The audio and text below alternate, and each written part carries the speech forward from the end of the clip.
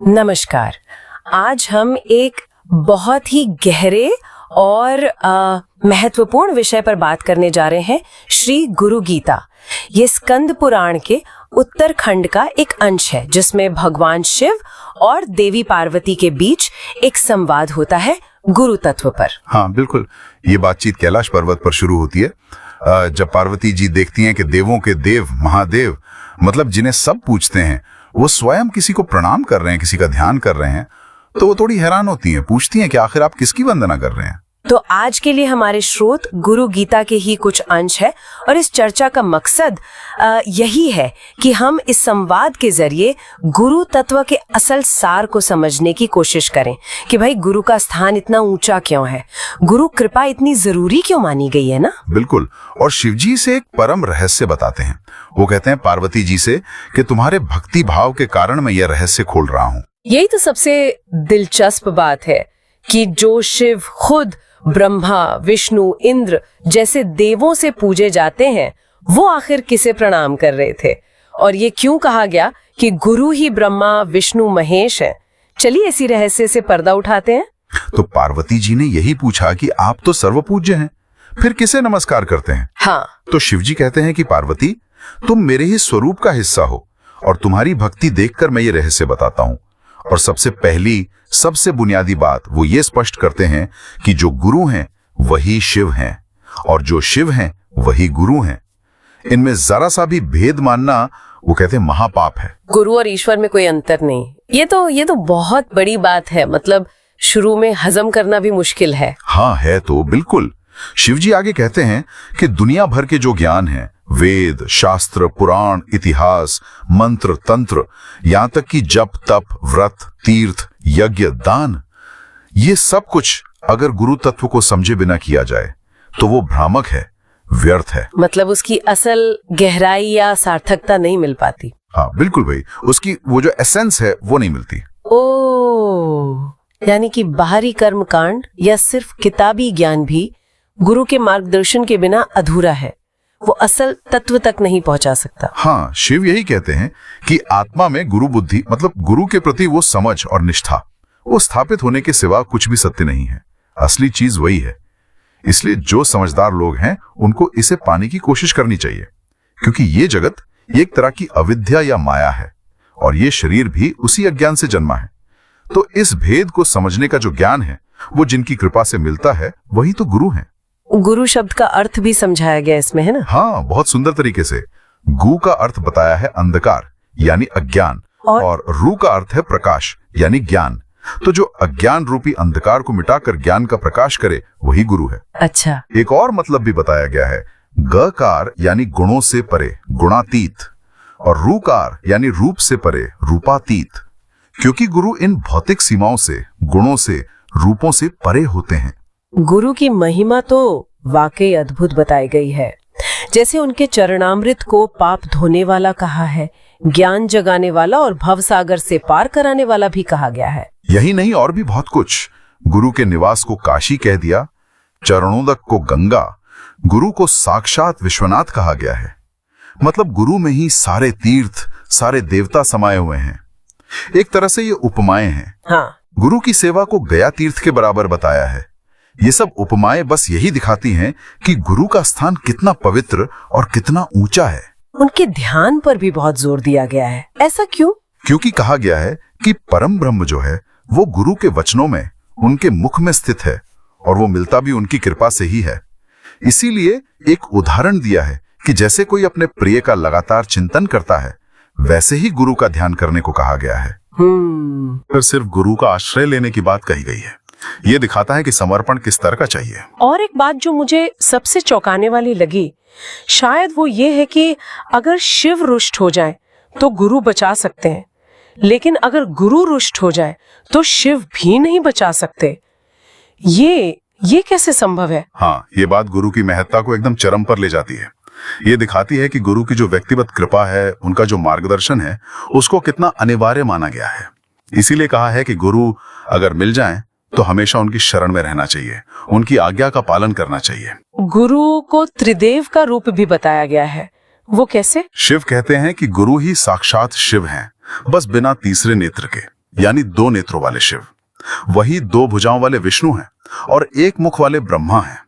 इसका मतलब है कि सृष्टि, स्थिति और लय, ये तीनों शक्तियां गुरु में निहित हैं। लेकिन फिर ये भी कहा गया है कि गुरु की सेवा बहुत कठिन है, इसे देवता और मुनि भी ठीक से नहीं समझ पाते। ऐसा क्यों? हाँ, ये इसलिए कहा गया है क्योंकि गुरु सेवा केवल बाहरी कर्मकांड या बौद्धिक समझ का मामला नहीं है। ये तर्क से, शास्त्र ज्ञान से, ज्योतिष या कर्मकांड से परे की चीज है। इसमें गहरा विश्वास चाहिए, समर्पण चाहिए, अहंकार का त्याग चाहिए, जो बड़े बड़े ज्ञानियों और सिद्धों के लिए भी मुश्किल हो सकता है। अच्छा। अगर मन में गुरु तत्व के प्रति वो आस्था नहीं है ना, तो फिर यज्ञ, योग, तप सब अधूरे रह जाते हैं, ऐसा कहा गया है। दूसरे अध्याय में फिर सद्गुरु की वंदना के बाद शिष्य के लिए कुछ नियम भी बताए गए हैं, और ये नियम काफी सख्त लगते हैं। हाँ, नियम है, और उनका उद्देश्य है शिष्य के अंदर विनम्रता लाना, अनुशासन लाना और गुरु के प्रति पूर्ण श्रद्धा जगाना, ताकि वो ज्ञान ग्रहण करने के लिए पूरी तरह तैयार हो सके। पूरी सूची तो बहुत लंबी है, पर कुछ मुख्य बातें अगर देखें तो, एक तो विनम्रता। गुरु के सामने कभी अहंकार ना दिखाएं, मैंने ये किया वाला भाव नहीं, तू जैसे शब्दों का प्रयोग ना करें, खुद को गुरु के बराबर समझने की भूल ना करें, भले ही आपको आत्मज्ञान हो जाए। ये बहुत महत्वपूर्ण बात है। हाँ, ये तो है। फिर सम्मान, गुरु की वस्तुओं को भी नमस्कार करें, जैसे उनका आसन, पादुका। पैर ना लगाएं, चलते हुए गुरु के पीछे चलें, उनकी परछाई भी ना लांघें, उनके सामने भड़कीले कपड़े या गहने ना पहने। ये सब बाहरी अनुशासन भी है। बिल्कुल। फिर आज्ञा पालन, गुरु की बात का उल्लंघन ना करें, चाहे वो आपको सही लगे या गलत, दास की तरह उनकी सेवा करें। और निष्ठा, गुरु की निंदा कभी ना करें, ना सुने। अगर कोई कर रहा हो और आप उसे रोक ना सकें तो वो जगह छोड़ दें। और फोकस भी, गुरु आश्रम में नशा, व्यर्थ घूमना या अपनी विद्वत्ता दिखाना, ये सब मना है। यहाँ तक कि गुरु के रहते स्वयं किसी को उपदेश देना भी वर्जित बताया गया है। मतलब उसके अहंकार को गलाने और उसे ज्ञान के प्रति पूरी तरह खोलने के लिए डिजाइन किए गए लगते हैं। ये तो काफी गहन मनोवैज्ञानिक तैयारी है। बिल्कुल बिल्कुल। और फिर से गुरु की रक्षा शक्ति बताई गई है कि वो देवता या मुनि के श्राप से, यहाँ तक कि काल, मृत्यु से भी शिष्य को बचा सकते हैं। गुरु को कहा गया है कि वो करुणा की तलवार से शिष्य के 8 पाश, जैसे संशय, भय, शर्म, घमंड, निंदा वगैरह, काट कर उसे आनंदित करते हैं। ज्ञान प्राप्ति में गुरु की भूमिका को कैसे समझाया गया है? फिर कहा गया है कि गुरु के चरणों की सेवा से ही जो महावाक्य हैं, जैसे तत्वमसि, तुम वही हो, उनका असली अर्थ समझ आता है। ये सिर्फ शब्द नहीं है, ये गहरे अनुभव हैं। गुरु शिष्य में ब्रह्म भाव को ऐसे जगाते हैं जैसे एक दिया दूसरे दिए को जला देता है। उनकी कृपा से ही शिष्य अपने भीतर आत्मा का अनुभव करता है और समता और मुक्ति के रास्ते पर बढ़ता है। और ये आत्मा अनुभव कैसा होता है, क्या बताया गया है? शिव बताते हैं कि अनुभव ऐसा होता है, मैं अजन्मा हूँ, अमर हूँ, मेरा न कोई आदि है न अंत, मैं निर्विकार हूँ, चिदानंद स्वरूप हूँ, अणु से भी सूक्ष्म हूँ और महान से भी महान हूँ। ये उस परम तत्व का अनुभव है जो नाम रूप से परे है, नित्य है, शांत है, ज्योति स्वरूप है। इसमें वो कीड़े वाला उदाहरण भी आता है ना, जो बड़ा प्रसिद्ध है। हाँ, भ्रमर कीट न्याय। जैसे कीड़ा लगातार भ्रमर यानी भौरे का ध्यान करते करते खुद भ्रमर जैसा बन जाता है, वैसे ही शिष्य निरंतर गुरु का या ब्रह्म का ध्यान करते करते ब्रह्म रूप हो जाता है। अच्छा। कहा गया है कि ऐसा व्यक्ति फिर कहीं भी रहे वो मुक्त ही है, और गुरु स्वयं भगवान के 6 गुणों से संपन्न होते हैं, ज्ञान, वैराग्य, ऐश्वर्य, यश, श्री यानी लक्ष्मी और मधुर वाणी। तो ये बात पक्की है कि गुरु के बिना ज्ञान संभव नहीं, चाहे कोई कितने भी शास्त्र क्यों ना पढ़ ले। हाँ, यही सार है।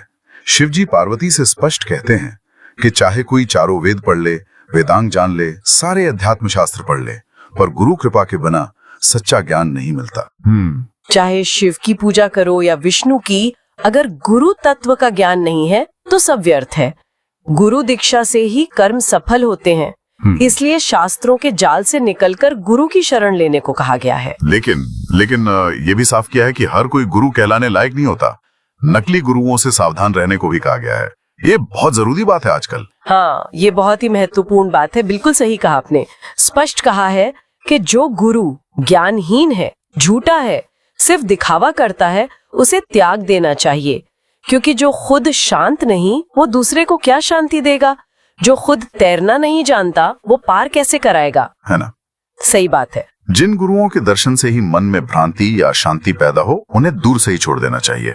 तो किन किन खास लक्षणों वाले गुरुओं से बचने को कहा गया है? देखिए, सूची तो काफी लंबी दी है, लेकिन सार ये है कि ऐसे गुरुओं से बचना चाहिए जिनमें आत्म संयम की कमी हो, जैसे जो कामी हो, क्रोधी हो, हिंसक हो, जो पाखंडी हो, नास्तिक हो, भेदभाव पैदा करें, दुराचारी हो, कृतज्ञ यानी नमक हराम हो, ठगने वाले हो, बगुला भगत जैसे, हाँ, अज्ञानी हो या दूसरों की निंदा करने वाले हो।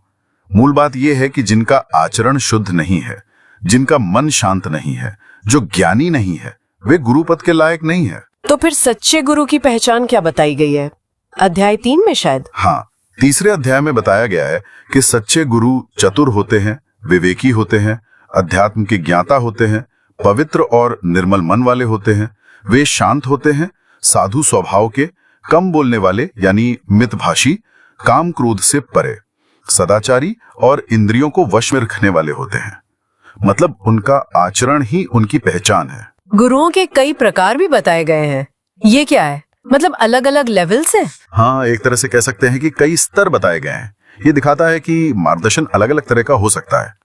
जैसे कोई सिर्फ लौकिक शास्त्र सिखाए, उन्हें सूचक कहा, कोई धर्म कर्म बताए, वो वाचक, कोई मंत्र दे जैसे पंचाक्षरी आदि, वो बोधक। कुछ निषिद्ध गुरु भी बताए हैं जो गलत विद्याएं सिखाते हैं, जैसे मारण मोहन वगैरह। इनसे तो बिल्कुल बचना चाहिए। हाँ बिल्कुल। फिर विहित गुरु हैं जो वैराग्य का मार्ग दिखाते हैं। कारणाख्य गुरु हैं जो तत्वमसी जैसे महावाक्यों का उपदेश देते हैं। और इन सब में सबसे ऊंचे कौन है? परम गुरु। बिल्कुल, सबसे ऊंचे हैं परम गुरु, या जिन्हें हम सद्गुरु कहते हैं। ये वो हैं जो शिष्य के सारे संदेहों को जड़ से मिटा देते हैं, जन्म मृत्यु के भय से मुक्त कर देते हैं। कहा गया है कि अनेक जन्मों के पुण्य से ही ऐसे गुरु मिलते हैं, और उन्हें पाकर शिष्य फिर संसार में नहीं फंसता, मुक्त हो जाता है। उन्हें सब गुरुओं का राजा कहा गया है। इनकी खास पहचान क्या है सद्गुरु की? वो मोह आदि दोषों से मुक्त होते हैं, हमेशा शांत रहते हैं, सदा तृप्त रहते हैं, किसी बाहरी सहारे पर निर्भर नहीं होते, मतलब स्वाश्रयी होते हैं। ब्रह्मा विष्णु के ऐश्वर्य को भी तिनके के समान समझते हैं।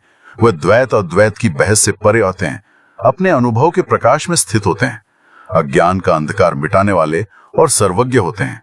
जिनके दर्शन से ही मन में शांति और प्रसन्नता आ जाए, वही परम गुरु हैं। अच्छा। वे अपने शरीर को नश्वर और आत्मा को अविनाशी मानते हैं। कामिनी कंचन यानी स्त्री और धन के मोह से बिल्कुल परे होते हैं। इनमें भी ऐसा बताया है कि कुछ मौन रहने वाले होते हैं और कुछ बोलने वाले, वक्ता गुरु। हाँ, तत्वज्ञानी गुरु मौन भी रह सकते हैं और उपदेश भी दे सकते हैं, पर गुरु गीता में कहा गया है कि वक्ता गुरु ज्यादा सहायक होते हैं, क्योंकि वो शास्त्र, तर्क और अपने अनुभव से शिष्य के संशयों को काटकर उसे भवसागर से पार कराने में मदद करते हैं। मौनी गुरु से सामान्य लोगों को लाभ मिलना थोड़ा कठिन होता है। गुरु गीता के पाठ का भी बहुत महात्म्य बताया गया है। ऐसा लगता है जैसे हर समस्या का हल इसमें है। हाँ, इसका महात्म्य तो बहुत बहुत विस्तार से बताया गया है। इसे सब स्तोत्रों में श्रेष्ठ कहा गया है। संक्षेप में कहें तो भक्ति से इसका पाठ, श्रवण या लेखन करने से अनंत फल मिलता है। ये सभी पापों और दरिद्रता का नाश करती है, अकाल मृत्यु और संकटों से बचाती है, यक्ष, राक्षस, भूत, चोर, बाघ जैसे भयों को दूर करती है। और भी बहुत कुछ है शायद। रोग, दोष, महाव्याधि का नाश, ऐश्वर्य सिद्धि प्राप्ति, वशीकरण, शत्रु नाश, गुणों की वृद्धि, बुरे कर्मों का नाश, अच्छे कामों में सफलता, असाध्य कार्यों की सिद्धि, ग्रहों के भय से शांति, बुरे सपनों का नाश, अच्छे सपनों का फल मिलना। सूची तो वाकई बहुत लंबी है। बिल्कुल, इसे मोह शांत करने वाली, बंधन से मुक्ति दिलाने वाली, स्वरूप ज्ञान देने वाली कहा गया है, सभी कामनाएं पूरी करने वाली, सौभाग्य और पुण्य बढ़ाने वाली, जो तीनों ताप होते हैं, आधि, व्याधि, उपाधि, उनको शांत करने वाली, सर्व शांति लाने वाली कहा गया है। यहाँ तक के संतानहीन को संतान और सधवा स्त्री को सौभाग्य देने वाली भी बताया गया है। अच्छा। निष्काम भाव से जपने पर मोक्ष मिलता है, और अगर सकाम भाव से भी जपें तो अगले जन्म में अच्छा भाग्य मिलता है, ऐसा फल बताया गया है। क्या इसके जप के लिए कोई खास नियम भी है, जैसे आसन, दिशा वगैरह? हाँ, कुछ नियम बताए गए हैं। वो मुख्यतः जप के लिए एकाग्रता और पवित्रता बनाने में मदद करते हैं, जैसे साफ जगह पर बैठना, मन शांत रखना, आसनों में कुश मृगचर्म और कंबल का जिक्र है, जिसमें कंबल के आसन को सर्व सिद्धिदायक कहा गया है। दिशाओं का भी महत्व बताया गया है, जैसे उत्तर दिशा शांति के लिए, पूर्व वशीकरण के लिए वगैरह। मूल सिद्धांत यही है कि पवित्र स्थान में, जैसे नदी तट, मंदिर या घर का ही कोई शांत कोना हो, शांत मन से श्रद्धा पूर्वक जप करना चाहिए। और एक चेतावनी भी है इसमें कि ये ज्ञान किसके साथ साझा नहीं करना चाहिए। हाँ, ये भी महत्वपूर्ण है। कहा गया है कि जिसने गुरु से दीक्षा न ली हो, जो अभक्त हो, कपटी हो, धूर्त हो, पाखंडी, नास्तिक हो या गुरु की निंदा करने वाला हो, ऐसे लोगों के सामने गुरु गीता का पाठ या इसकी चर्चा नहीं करनी चाहिए। ये ज्ञान पवित्र है और इसे ग्रहण करने के लिए एक पात्रता, एक तैयारी जरूरी है। तो इस पूरी चर्चा और गुरु भक्ति का सार क्या निकलता है? अंत में हम क्या कह सकते हैं? सार यही है कि गुरु की प्रसन्नता ही सबसे बड़ा धन है। गुरु के संतुष्ट होने से करोड़ों जन्मों के पुण्य, यज्ञ, तप सब सफल हो जाते हैं। गुरु कृपा के बिना विद्या, धन, बल, भाग्य सब बेकार हैं। जिसके मन में गुरु भक्ति है, उसका पूरा कुल धन्य हो जाता है। शरीर, इंद्रिय, प्राण, धन, रिश्तेदार सब कुछ गुरु में ही समाहित है। गुरु ही देवता है, गुरु ही धर्म है, गुरु में निष्ठा ही सबसे बड़ा तप है। गुरु से बढ़कर कुछ नहीं है, ये भाव है। गुरु को जीवात्मा और परमात्मा के बीच की कड़ी, या यूं कहें कि उनके एक होने का बोध कराने वाला कहा गया है। हाँ, बिल्कुल। और अंत में शिव कहते हैं कि गुरु कृपा से ही हृदय की गांठ, जो अज्ञान की गांठ है, वो खुलती है, सारे संशय कटते हैं और सारे कर्मों के बंधन नष्ट हो जाते हैं। गुरु, ये 2 अक्षर का मंत्र ही सबसे बड़ा मंत्र है। बाकी सब भ्रम पैदा कर सकते हैं। यहाँ तक कि ब्रह्मा, विष्णु, शिव जो सृष्टि स्थिति लय करते हैं, वो शक्ति भी गुरु कृपा से ही पाते हैं। आखिर में एक बहुत सुंदर प्रार्थना भी है। हाँ, इस साधक कहता है, मैं ही सब हूँ और मुझ में ही सब कुछ कल्पित है। ये ज्ञान जिनकी कृपा से मुझे मिला, उन आत्म स्वरूप सदगुरु के चरणों में मेरा नित्य प्रणाम है। और फिर वो प्रार्थना करता है, हे प्रभु, मैं अज्ञान के अंधेरे में अंधा हूँ, मेरा मन विषयों में फंसा हुआ है, मुझ पर ज्ञान का प्रकाश डालकर कृपा करें। ये शिष्य की पूरी विनम्रता और शरणागति को दिखाता है। तो आज की इस चर्चा से ये तो साफ है कि गुरु गीता में गुरु को परम तत्व माना गया है। वो त्रिदेव का रूप है, शिव से अभिन्न है और ज्ञान, सिद्धि और मुक्ति के लिए गुरु कृपा अनिवार्य है। हाँ, हमने ये भी देखा कि शिष्य के क्या कर्तव्य हैं, गुरु भक्ति के नियम क्या हैं, सच्चे गुरु को कैसे पहचानें और पाखंडियों से कैसे बचें, और साथ ही गुरु गीता के पाठ का जो अद्भुत महात्म्य है, जो जीवन के लगभग हर पहलू को छूता है, उसको भी समझा। ये चर्चा हमें ये भी सोचने पर मजबूर करती है कि एक मार्गदर्शक या गुरु की भूमिका सिर्फ आध्यात्मिक खोज तक ही सीमित नहीं है। शायद जीवन के किसी भी क्षेत्र में, चाहे कोई हुनर सीखना हो, किसी विषय में महारत हासिल करनी हो या बस जीवन को बेहतर समझना हो, एक योग्य मार्गदर्शक हमारी यात्रा को आसान और सार्थक बना सकता है। बिल्कुल।